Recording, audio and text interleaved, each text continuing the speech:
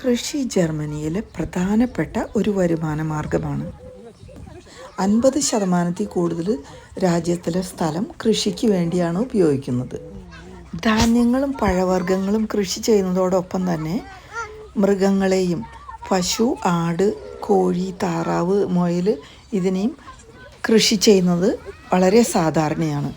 അതുകൊണ്ട് തന്നെ ഫാം ടൂറിസവും ഇവിടെ വളരെ പോപ്പുലറാണ്. കുട്ടികളെ ചെറുപ്പം മുതലേ തന്നെ പ്രകൃതിയോട് ഇണങ്ങി വളർത്തുന്നതിന് ഇവർ ശ്രമിക്കുന്നു.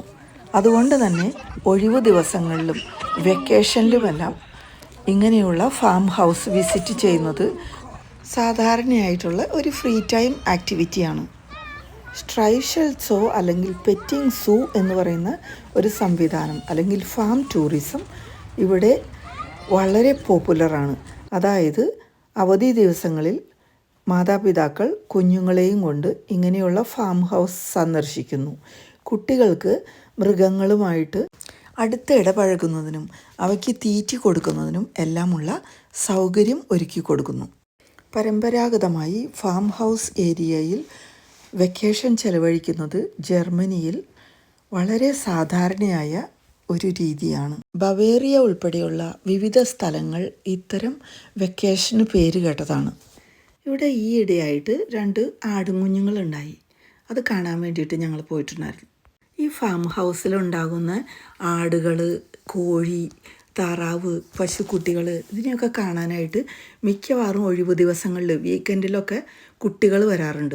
പേരൻസ് കുട്ടികളെ അവരുടെ ഫ്രീ ടൈമിൽ പ്രകൃതിയായിട്ട് അടുക്കാനായിട്ട് അല്ലെങ്കിൽ മൃഗങ്ങളും പക്ഷികളും ഒക്കെ ആയിട്ട് അടുക്കാൻ വേണ്ടിയിട്ട് കുട്ടികളെ ഇവിടെ കൊണ്ടുവരും. അപ്പോൾ 20 പൈസ കൊടുത്തു കഴിഞ്ഞാൽ ഓട്ടോമാറ്റിൽ നിന്ന് ഭക്ഷണം കിട്ടും. ആ ഭക്ഷണം നേരിട്ട് ഈ ആടിനോ താറാവിനോ കോഴിക്കൊക്കെ കൊടുക്കാനുള്ള ഒരു അവസരം ഇവിടെ കിട്ടുന്നുണ്ട്. പാൽ ഉൽപ്പന്നങ്ങളൊക്കെ നമുക്കിവിടെ ഓട്ടോമാറ്റിൽ നിന്ന് വാങ്ങാൻ കിട്ടും.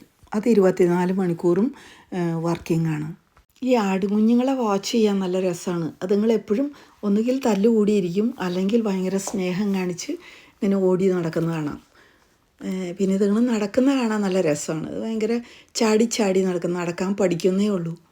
ഈ ആടുകൾക്ക് മനുഷ്യരെ ഒട്ടും പേടിയില്ല. നമ്മൾ ഭക്ഷണമൊക്കെ കൊടുത്തു കഴിഞ്ഞാൽ അതുങ്ങൾ അടുത്ത് വരും. ഇതുങ്ങൾ ഭയങ്കര ഇൻ്റലിജൻ്റാണെന്നാണ് പറയുന്നത്.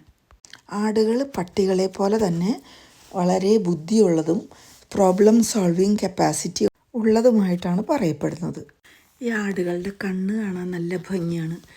അതിൻ്റെ കണ്ണിൻ്റെ ഉള്ളിലുള്ള പ്യൂപ്പിൾ ഇങ്ങനെ ലോങ് ആയിട്ടാണ് ഇരിക്കുന്നത്, വട്ടത്തിലല്ല. അതുകൊണ്ട് തന്നെ ഇതുങ്ങൾക്ക് രാത്രിയും പകലുമൊക്കെ കാഴ്ചശക്തിയുണ്ട്. പിന്നെ ഈ ആടുകളുടെ മറ്റൊരു പ്രത്യേകത